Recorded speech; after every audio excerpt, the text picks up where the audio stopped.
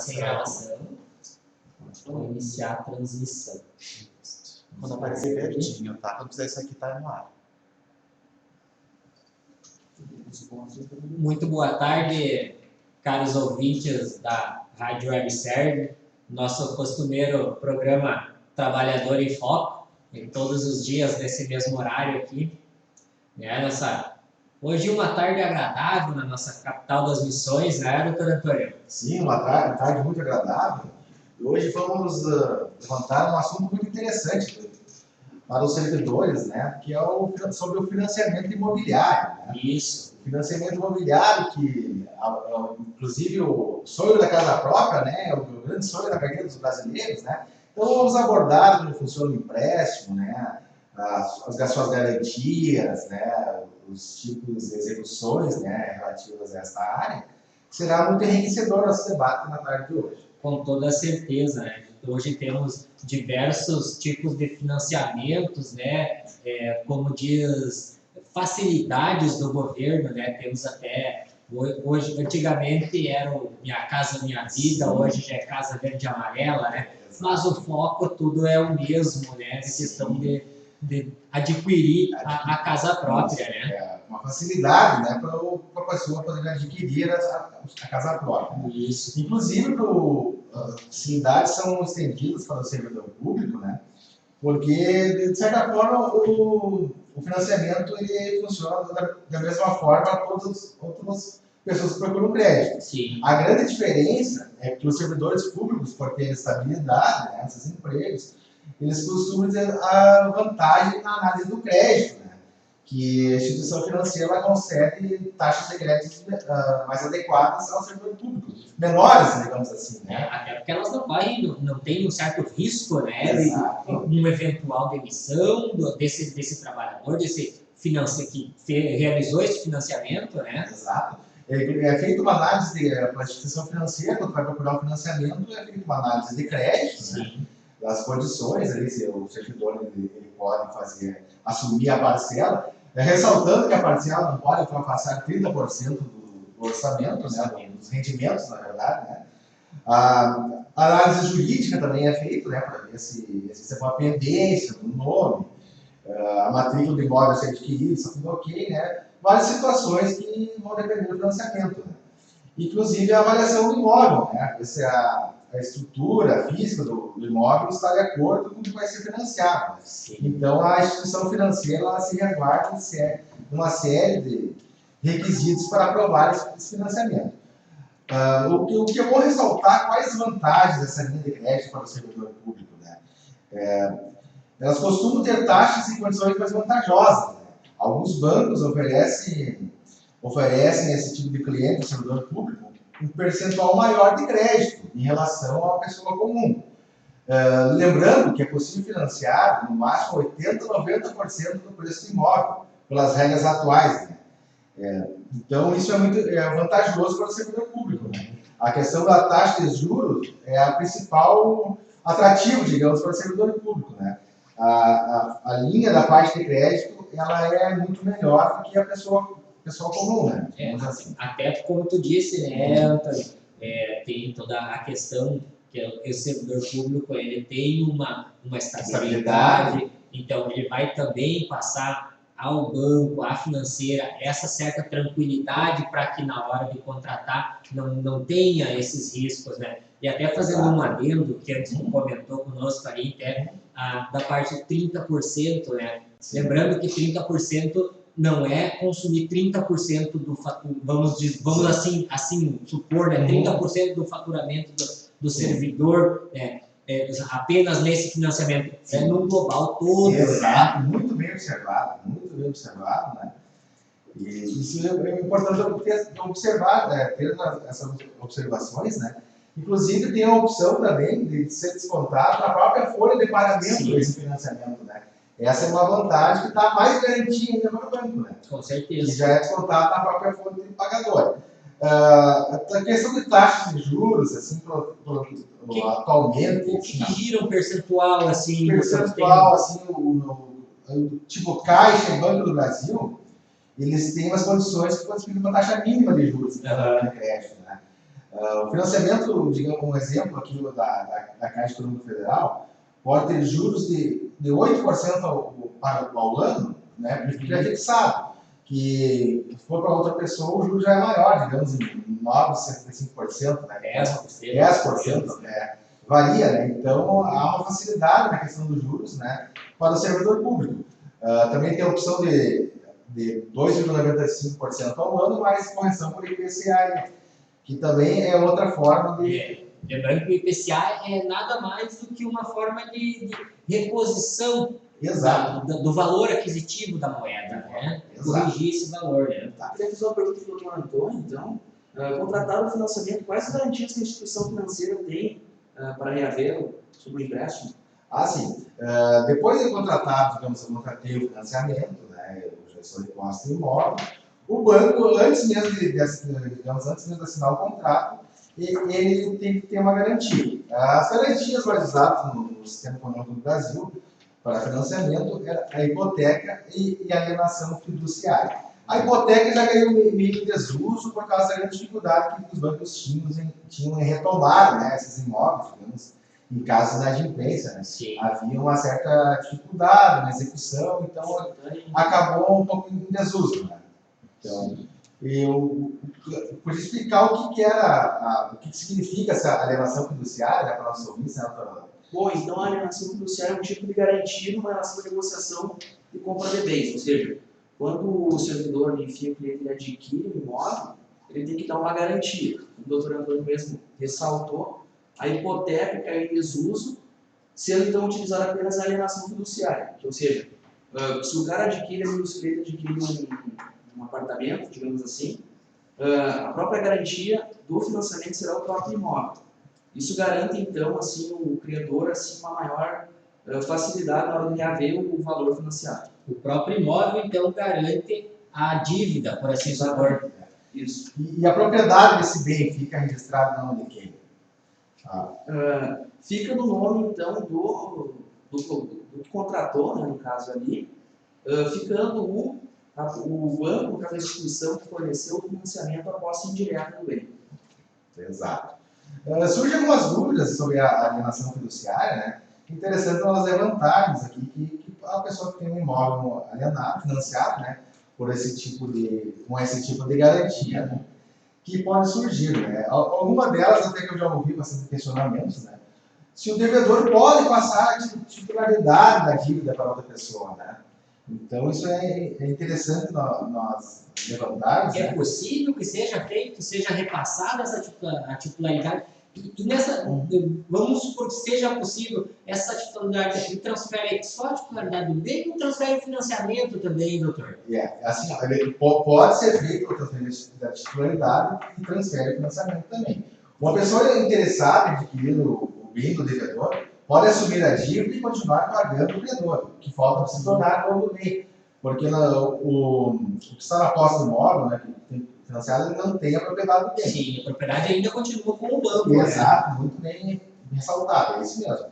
Então, lembrando também o fato, né, que a troca do devedor só pode ser feita a acordo entre as partes envolvidas, e que inclui o credor. Tem que ter autorização do banco. Né? Se o banco não autorizar, nada feito. Nada feito, não tem. Importante ressaltar isso, né?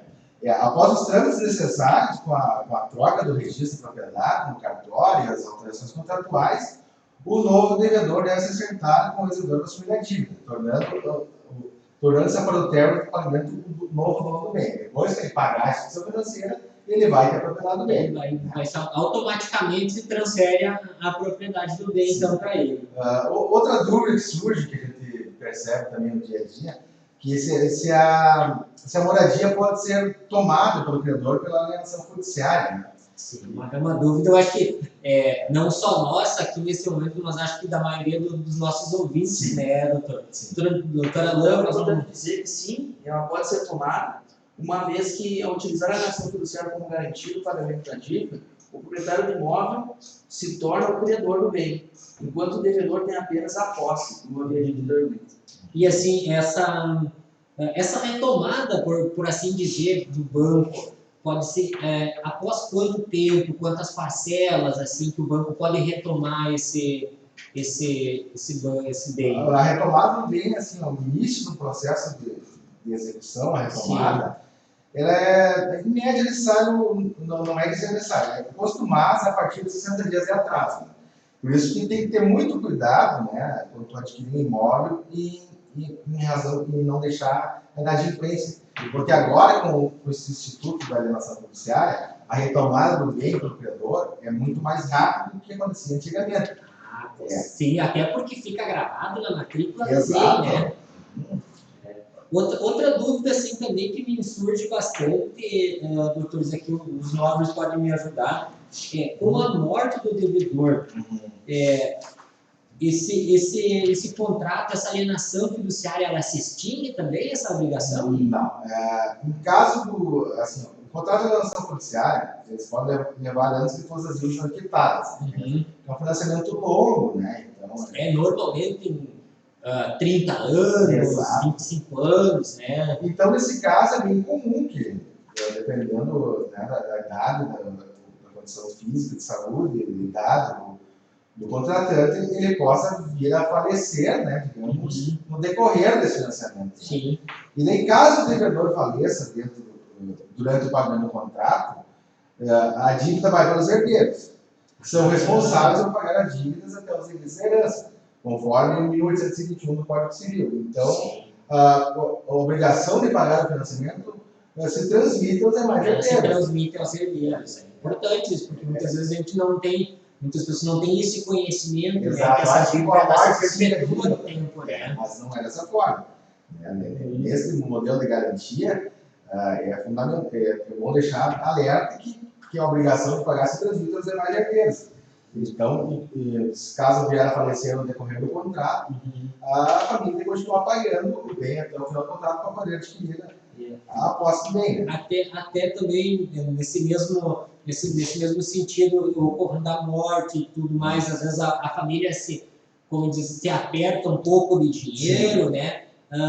E venha até a ter alguns gastos maiores do que estavam previstos. Sim. E tendo esse bem ali disponível, por mais que esse bem esteja alienado, esse bem ele pode ser transferido, ele pode ser vendido? Olha, um bem alienado, ele pode ser vendido. No entanto, deve assegurar que todos os trâmites sejam feitos para que o comprador do bem saiba que o mesmo está em alienação fiduciária. Tem que ter conhecimento, preenchendo os documentos necessários para que os custos do bem e o restante da dívida que ser pago ao credor. Ele tem que estar ciente que ele vai assumir uma obrigação, que o imóvel não pertence, né, digamos, a pessoa que está vendendo, que assim é o credor, né? Sim. Então ele vai assumir a obrigação de continuar, de assumir a dívida, né? Porque nós voltamos à questão anterior, pois a venda tem que obedecer isso, né? Ele tem que estar ciente que o imóvel é financiado e ele tem que assumir a obrigação a pagar ao credor. Né? O comprador, então, nessa hipótese, remete praticamente ao espólio, né? No caso da falta do devedor principal, o que assumir tem que continuar pagando essas dívidas, né? Exato, porque assumiu, ele assume todas as obrigações. Assume todas as obrigações do imóvel. Exato. Tá. Uma questão que é interessante, que existe bastante perguntas, que inclusive aqui no escritório, às vezes tem. O pessoal tem dúvida quando o banco ele pode retomar imóvel, está dificuldade de pagamento, ele não tem mais condições de pagar, e aí eles querem saber quando que o banco pode retomar, que é o prazo, né? Então, sim. Inclusive, a gente ressaltou antes que o prazo, a partir do primeiro mês que está devendo, já é possível o banco ajuizar. Com apenas uma prestação atrasada. Em média, eles esperam 60, 90 dias, né?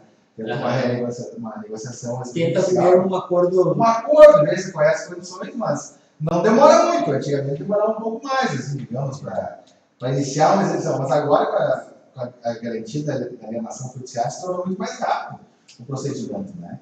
Então, não tem muitas opções para o devedor, né? Claro, pode discutir taxa de juros, financiamento, outras questões legais, né? Mas a celeridade da retomada do bem se tornou muito mais rápida.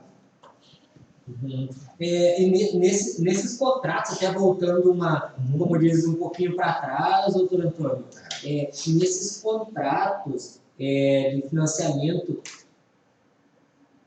é contratado algum seguro junto ou como é que funciona? É apenas o financiamento? Tem um contrato com outro seguro junto? Como é que funciona isso? As instituições financeiras, elas disponibilizam, né, um contrato de contratação de seguro, digamos.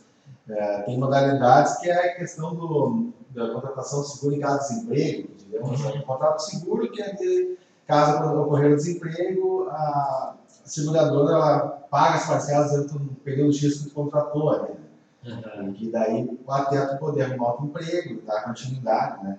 Então existem possibilidades de seguros, né, para diminuir a inadimplência. A grande maioria dos bancos financeiros, né, digamos, imobiliários, eles exigem a contratação, né, inclusive. Né? No próprio financiamento, no contrato de financiamento já vem uma cláusula estabelecendo isso, né? Isso. Outra questão interessante que eu estava lendo, e inclusive eu achei interessante nós comentar aqui, é a questão da diferença que tem de um banco para outro, a questão dos juros, né? E agora, com a pandemia, né, é interessante, ocorreu bastante variações em ofertas do crédito, né? Então, eu estava lendo que no ano passado ocorreu o recorde de portabilidade. O que seria a portabilidade? Né? É tu levar a tua dívida do financiamento para outro banco, né? Com taxas menores, com as prestações menores, né? Que oferecem uma taxa de juros menor, né? E consequentemente a prestação dos encargos menores, né?